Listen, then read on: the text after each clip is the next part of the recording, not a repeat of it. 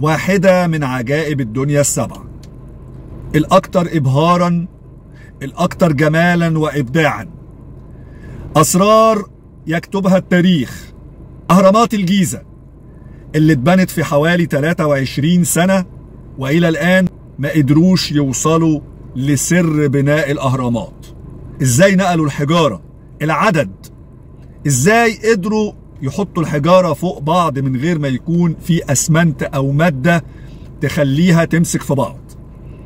إلى الآن العالم مستغرب. منطقة أهرامات الجيزة واحدة من أروع وأبدع الأماكن السياحية على مستوى العالم. للأسف الشديد غير مستغلة الاستغلال الأمثل اللي ممكن يحقق للدولة انتعاش اقتصادي. أهرامات الجيزة موقعها الجغرافي من الجنوب امتدادها مع محافظة الفيوم، من الشرق نهر النيل، الصحراء الغربية من ناحية الغرب.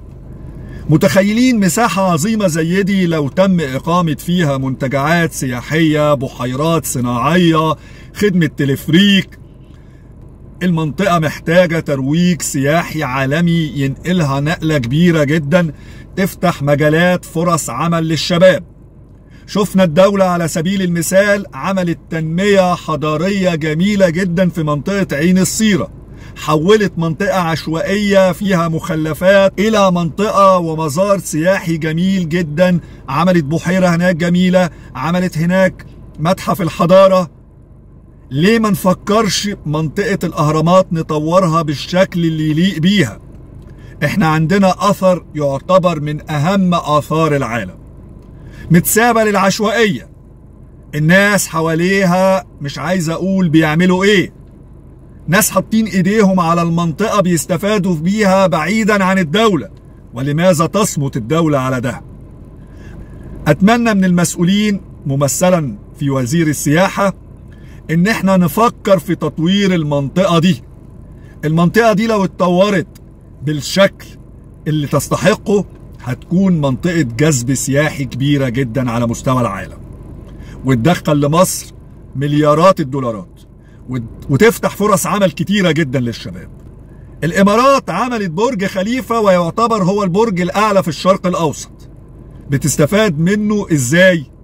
بتجيب شخصيات مشهورة على مستوى العالم تزور البرج، ترويج سياحي بيعمل جذب سياحي للدولة وبيعود على الدولة بعائد وفائض اقتصادي ممتاز. أتمنى من كل مواطن مصري بيحب البلد دي وغيور عليها وبيخاف عليها، اطلع اتكلم، قول فكرة ممكن تساعد البلد وتساعدنا ان احنا نتقدم لقدام.